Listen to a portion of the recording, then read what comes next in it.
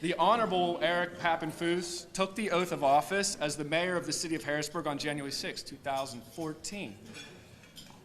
A successful businessman, Papenfuss was elected on a platform uniting residents of Harrisburg to work towards a common goal of building a better community through attracting business investment, improving education, and restoring pride and prosperity to the state capital. With the motto, "Together we can," Papenfuss inspired thousands of people to place their confidence in him and lead Harrisburg out of a period of economic and political malaise. Founder and CEO of the Midtown Scholar Bookstore, he has a track record of inspiring businesses and community engagement. The Midtown Scholar Bookstore serves as an important community resource and a cultural center, bringing together people from Harrisburg's diverse neighborhoods. His main business headquarters is a 50,000 square foot warehouse near Harrisburg stocked with more than 1 million books. His company is among the region's largest national and international shippers. A former public school teacher, Papenfuss taught Latin at Central Dauphin East and Lingelstown Junior High Schools, where he served as chair of the foreign language department. Born in Baltimore, Maryland, 1971, to an elementary school reading teacher and state government archivist, Papenfuss attended Yale University for college and grad school. He lives in Harrisburg with his wife, Kathy, and their 3 children. He settled in Harrisburg in '99 after his wife accepted a post as assistant professor of history at Messiah College. It was not long after their move to Harrisburg that the couple went into the book business, a decision that has enriched the entire region and led to his eventual election as the city's mayor. So again, thank you, Mr. Mayor, for your program today, and the floor is all yours. Thank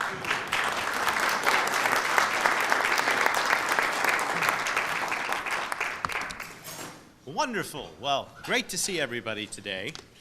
I want you to know I have a few formal remarks, and then I'm hoping we can do questions. We have some breaking news this morning and some other things. I'd be happy to talk about every issue facing Harrisburg. But since you're finishing up eating, let me give you a little formal survey of some of the things I want to highlight that are happening in Harrisburg, and then we'll open up the floor for some good back and forth. So, it is truly an honor to be back among such a great group of people who are clearly dedicated to helping to ensure Harrisburg's recovery. I want to personally thank each and every one of you as members of the Kiwanis Club for the many projects that you have sponsored to help meet the needs of our residents, especially our youth. Your mission of helping children here in Harrisburg and throughout the world is worthy of the highest commendation. And I want to personally thank you for the food drives, the cleanup drives, the grants, and everything else that we heard about today that you've given to organizations providing services to children, not only in Harrisburg, but in the region. The Harrisburg Kiwanis Club is clearly committed to fulfilling its mission of serving the children of the world, and you should be commended. Now, as the father of 3, I am particularly sensitive to the needs of children in our society. And I want to call upon everyone here to join me in helping to galvanize our community to respond to the pressing needs of young people in our city. From having safe, clean, attractive places to play, to having schools that fully prepare them for the workplace of the 21st century. We know that our children will not succeed in life if they are forced to attend failing schools and do not have mentors who encourage and nurture their talents. So I encourage you to empower your members to get involved, continue your good work in keeping the spotlight on nurturing the next generation of scientists, of doctors, of engineers, teachers, businessmen, and even elected officials. A few weeks ago, you may have heard I issued a call to action to businesses in the Harrisburg area to help provide summer jobs and internships for Harrisburg youth. Now, these are in addition to the jobs which the city on its own hires, but this was an example of a new proposed public and private partnership. And I'm pleased to say that more than 25 businesses already stepped up and said they would sponsor a child. And the city has been helping connect those businesses with youths, and they are currently employed and working right now here in Harrisburg. It's still not too late, however, to provide an opportunity for Harrisburg youth. We've got a long waiting list. We've got at least 40 youths that would love to work right now and could be a great asset to your business. So if you know of any businesses that are willing to help mentor a youth this summer, I'd encourage you to have them contact us, and you can go to our website, which is harrisburgpa.gov. Or you can just now happily call 311. That's right. We established a 311 system. Dial 311 from here. You can speak to our receptionist, and they will direct you to the right person. So I don't have to go into details, I don't think, about why I made the call to action. Our youth need to know there are people in this community who care about them and are committed to their futures. And I'll go off script just to say that at the bookstore, we hired a young teenager. It's her first job. And part of what we see in our mission here is to help teach her the skills so that she will be able, based on this experience, to go out and get a second job or compete for another job. She had had no work experience up to this point, and we've got an awful lot of 14 and 15-year-olds out there who would just like an opportunity to see what it's like in a workplace environment. And it's going really, really well.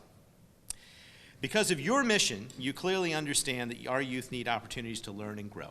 And you know that youth need to stay busy to stay out of trouble.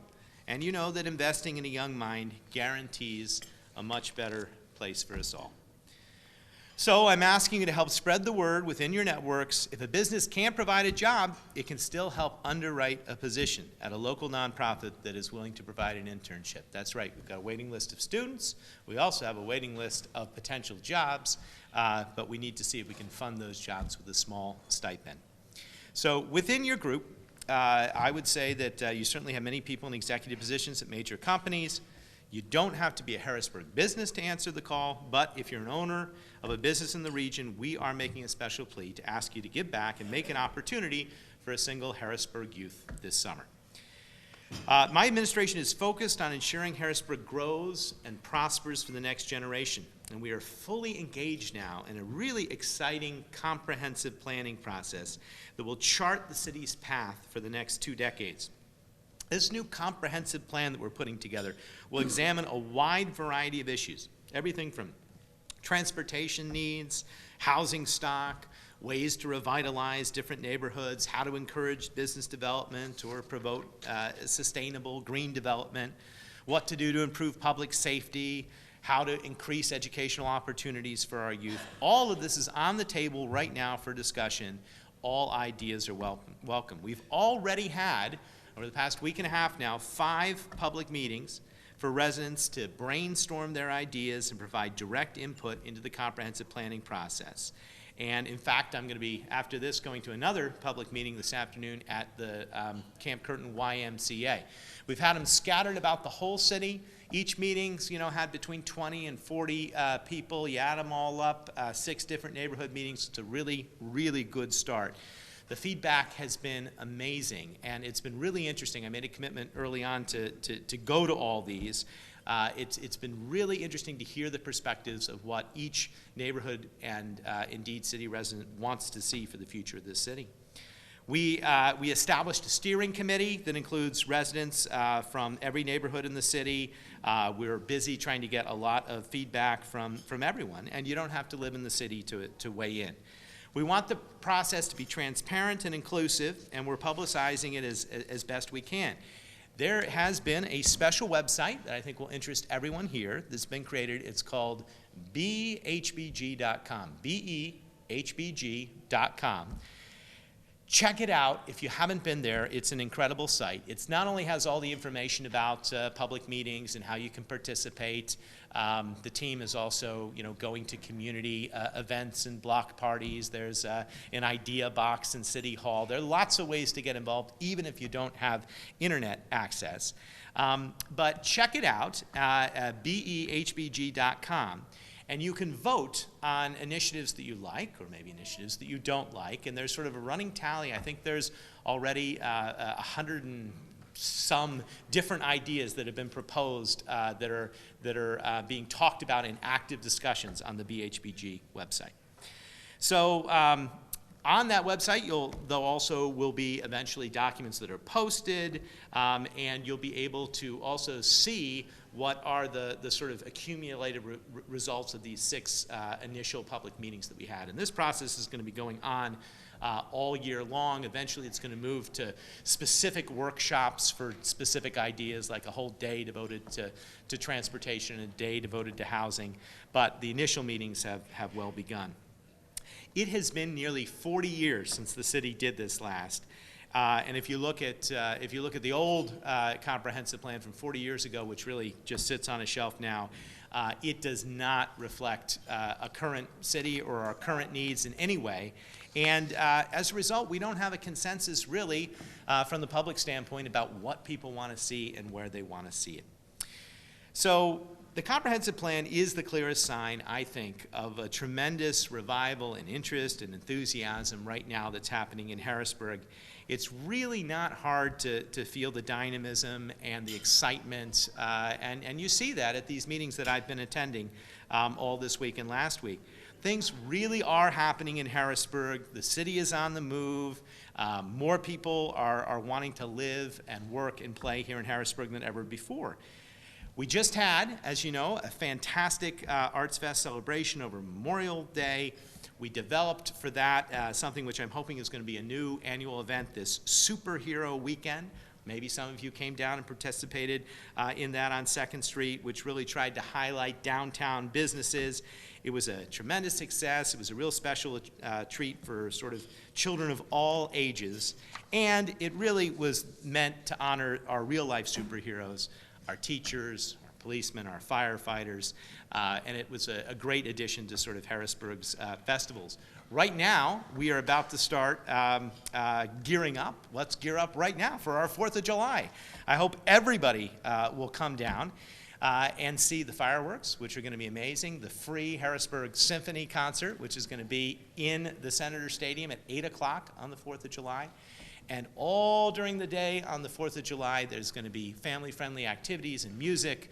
There's going to be face painting and for the kids and magic shows. There's going to be vendors and carnival food. It's going to be a really, really great day for everyone.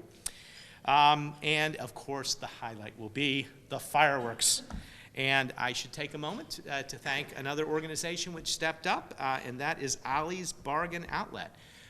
We made it a point this year that we were not in a position as a city to put the cost of these festivals on the city taxpayers, and we were going to raise all the funds for them from outside institutions. Fireworks are expensive. $19,000 for the fireworks display.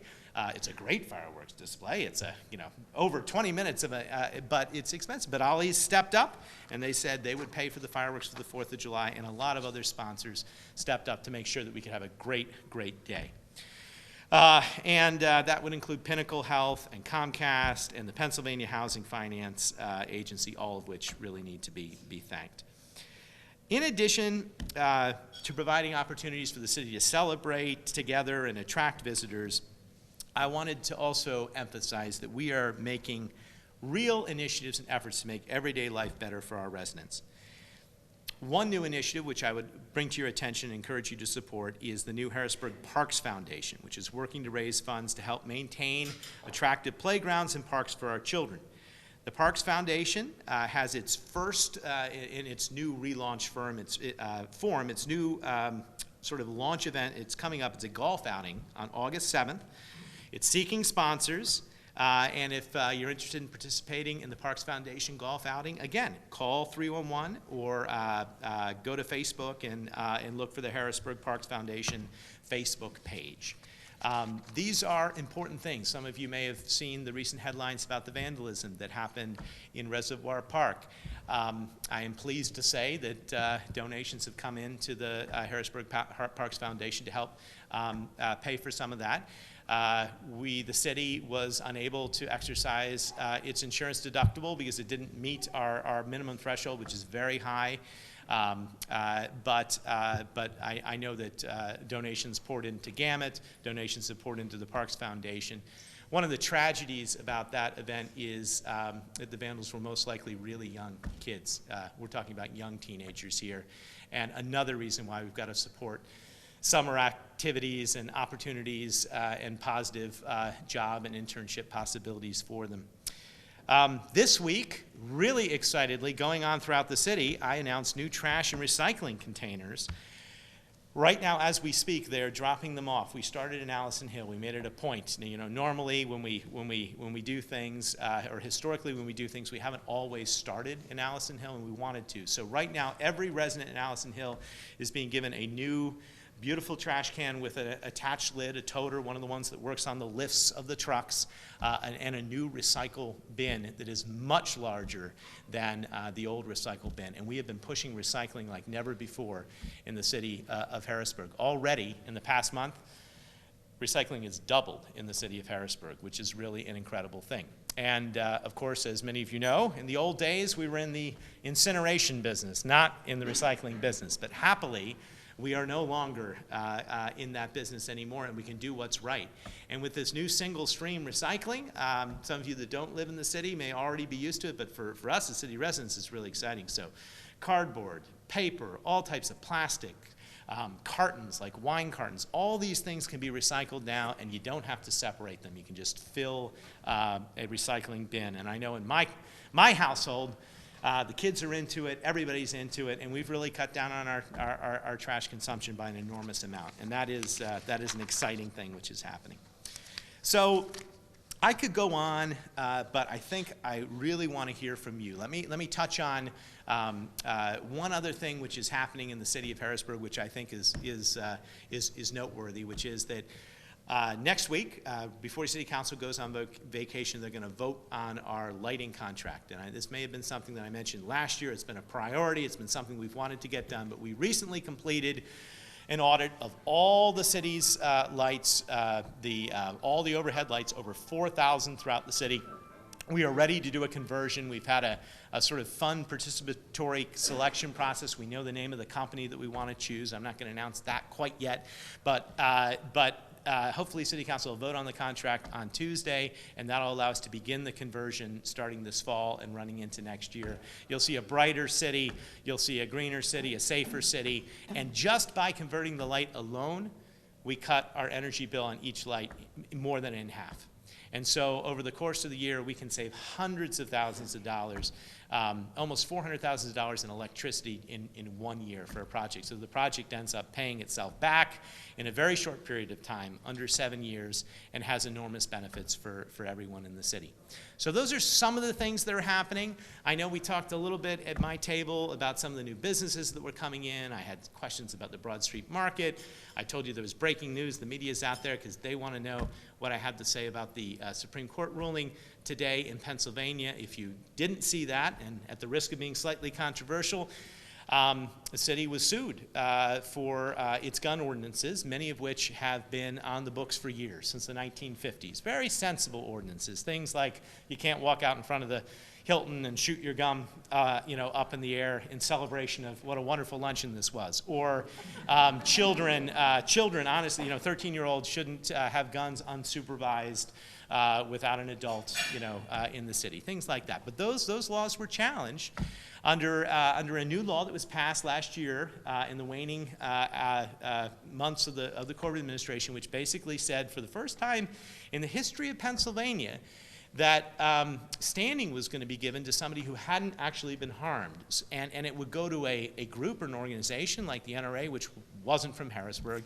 would allow them to sue a municipality even though they weren't harmed, and it would allow them to recoup attorney's fees. So we had a whole series, surprise, surprise, of attorneys and /plaintiffs come out of the woodwork and sue the city and actually threatened to bankrupt the city because they were going to run up the legal bills and do it. Well, the Supreme Court ruled unanimously today that law passed last year was unconstitutional and will now thereby affect the standing of those cases that are currently against the city. So that's what I meant by good news. And if you didn't hear it on the national level, the Supreme Court upheld Obamacare in a fairly wide majority. The liberal justices joined by Roberts and Kennedy. So it's been quite a day for the courts. A lot of interesting things happening.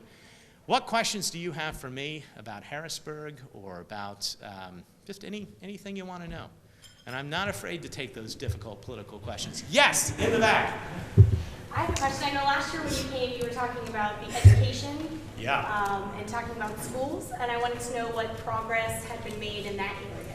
Okay, so I have been pretty outspoken on the schooling issue, and it seems the school district is in a recovery plan, much as the city is in a recovery plan.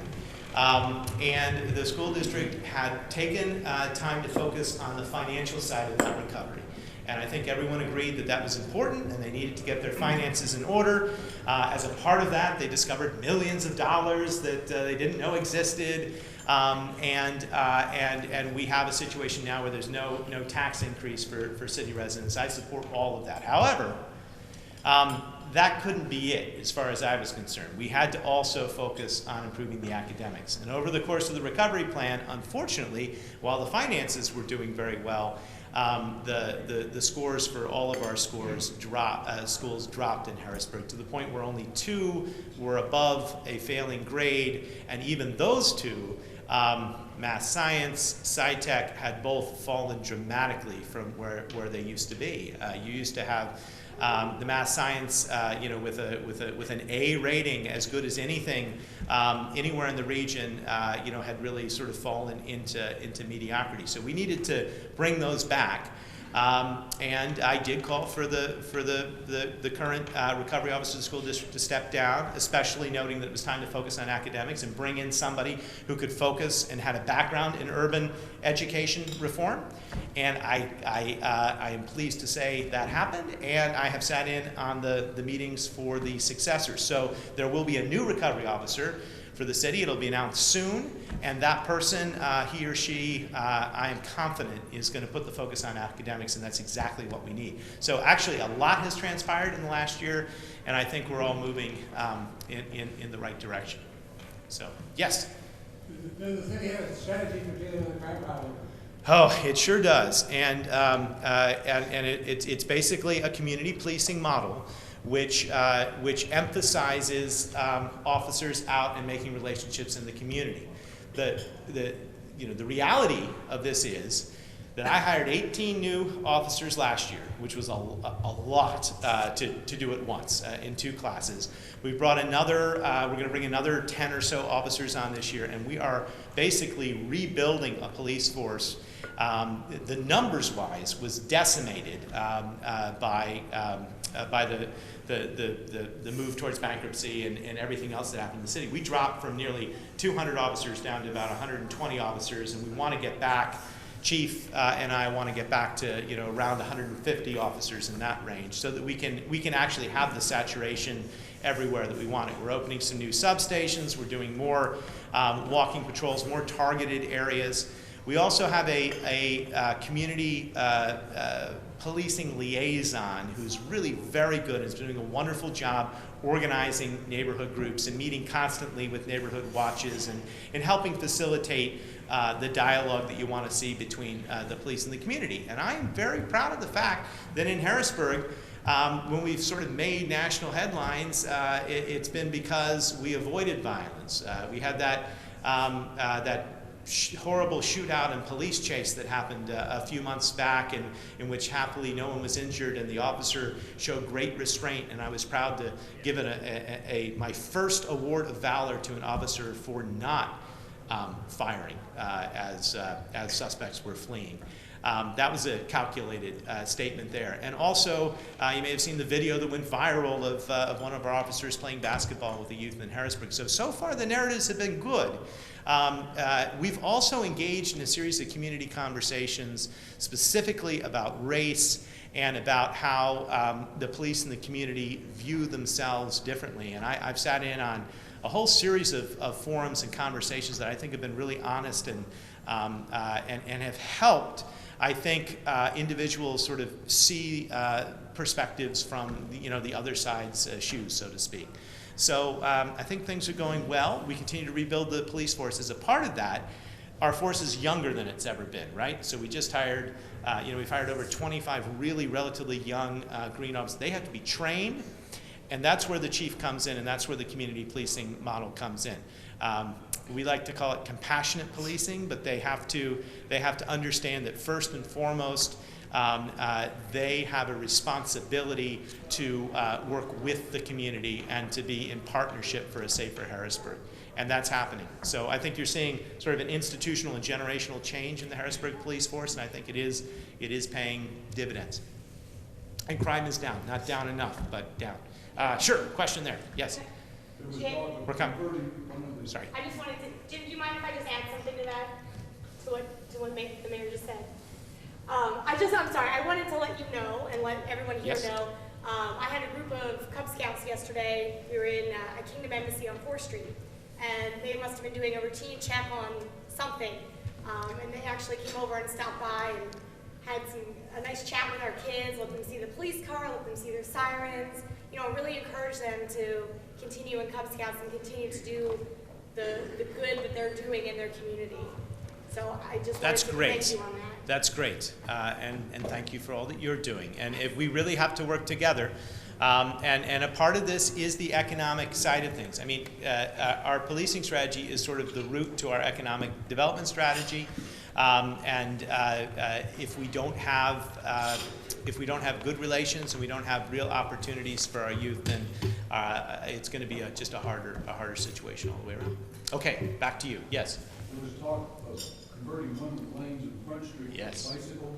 Yes. Is that going to really happen? And is that really a good idea? Okay, so it is going to happen.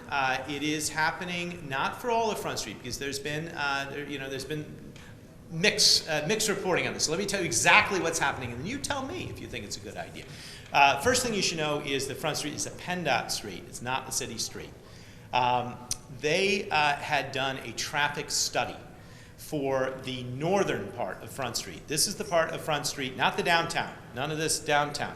This is north of the Harvey Taylor Bridge, basically up to Division Street. And then past Division Street to the city line, Front Street's already 2 lanes, and it actually goes in both directions at that point. They had done a traffic study to show that that area there could easily go from 3 lanes down to 2 lanes, and maintain the current volume. With the exception of the morning commute, I can tell you because I live along that stretch of Front Street, that's absolutely true for most. That's the only time when there's a backup of traffic. One of the things which that would do is it will slow traffic, and it will also bring traffic off the curbs. You know how crowded it is going down Front Street with the 3 lanes? You know how you're right up on the curb? A lot of those curbs don't exist. I could tell you, you would be shocked at how many light poles and trees get hit on a regular basis by cars driving off the street. We replaced all those poles last year as part of a project with Lighten Up Harrisburg, and already 4 or 5 of them in the area that we've replaced have been knocked down.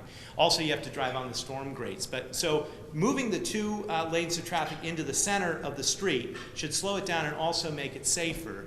And then they're going to improve the pedestrian crosswalks all along Front Street. So you're going to have painted crosswalks, ADA accessible ramps, new curbs, and instead of just having a gutter, we're having a bike lane along the one side. Now, it's only going along the park side, so it's not affecting turning traffic or traffic that's going along the street. It's only going one way because it goes with the flow of traffic.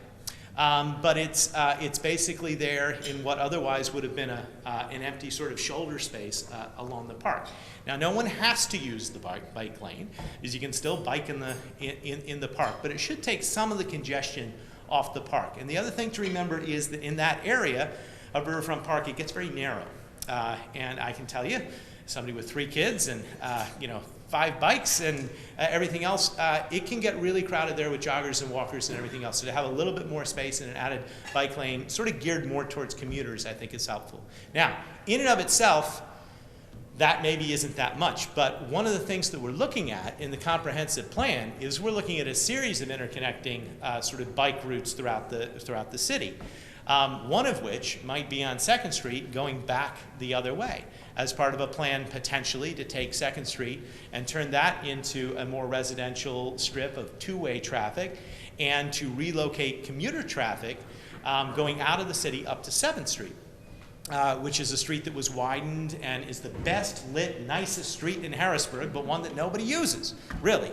So it's part of a larger transportation conversation. But I tell you, I think in part it seemed a little controversial because we don't have a comprehensive plan, because we're so outdated that we don't have a guiding document which says these are the city's transportation priorities moving forward. This is what the public wants. This is what they've said. So that's why it's, I think, really important to put that in place. Okay?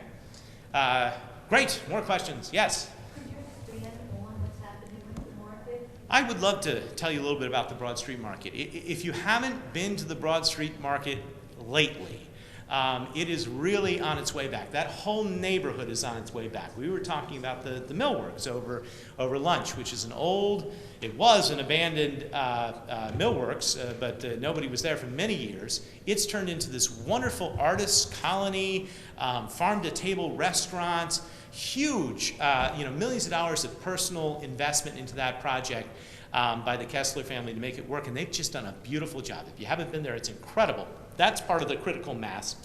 The Housing Authority is redoing those high-rises there to make them more like apartments with a new portico entrance, a great investment there.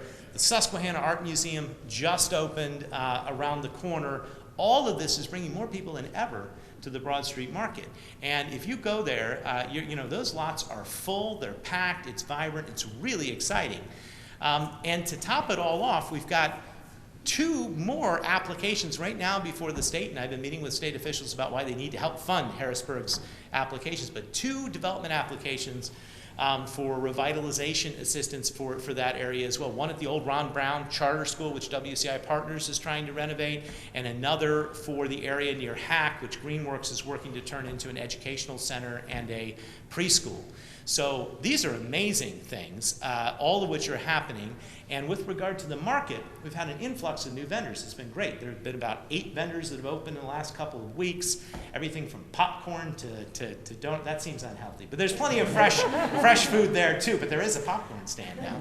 And we have a proposal that's currently before City Council to encourage them to sign a long-term lease with a new nonprofit entity. Long story, but basically the Broad Street Market Corporation was not a nonprofit entity, was not its own independent agency, was sort of a subsidiary of Historic Harrisburg. That worked for a while, but it ended up being a very complicated structure. They're spinning off to be their own independent nonprofit, and they are going to have a board which is made up of representatives from a variety of community stakeholders, including the agricultural community and the vendors and everything else. And I think it's going to be a really good working format for the future.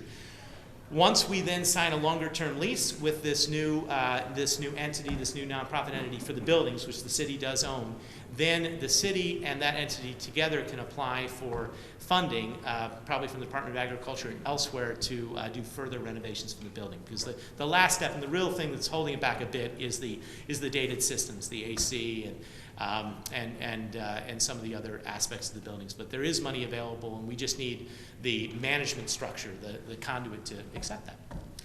How we doing? We have about 5 minutes, so I can take one more question. I can do rapid fire too. 5 minutes. Yes. Yeah.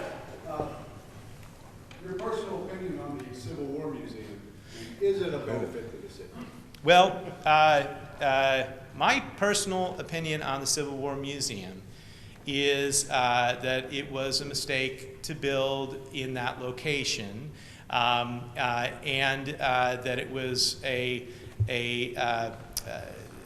poor use of public funds. I don't think people realize how many tens of millions of dollars of public taxpayer money went into building that museum and the parking lot surrounding it. We're essentially all paying for that now. Holding off on that for a second, and I don't think, I can't really comment on the contents of the museum and how they were acquired.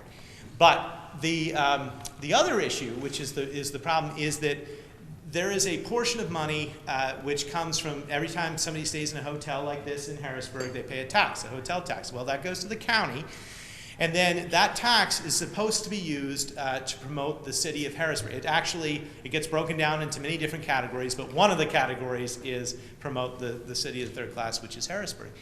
And due to a prior agreement from the mayor before the last one, that money, the majority of it, hundreds of thousands of dollars a year, goes to the Civil War Museum basically in perpetuity. And that's a problem because that leaves us without money to market all other aspects of the city of Harrisburg. And the museum needs that money because it's essentially subsidizing operations and it's not self-sufficient. So if we were in a position where the museum was self-sufficient, fantastic, but many of you probably don't know that they don't pay any rent and the city is on the hook for all the maintenance as well. And it's just not and that is another one of these agreements which goes on sort of in perpetuity, and by that I mean for another 20 years or so. So it's not a sustainable relationship, and we really need to look, I think, at ways of repurposing the museum to make it less of a financial drain for the city and better for the community. I can say that that's been an issue that's come up in the comprehensive planning process, and I think there's a lot of support for that because I don't think they feel the museum accurately sort of reflects Harrisburg. And on that slightly down note, we will say thank you for having me. Thank you for everything that you do. I appreciate it. I will come back again and update you in another year's time if you would so like. Okay, great. Thank you very much. Yeah.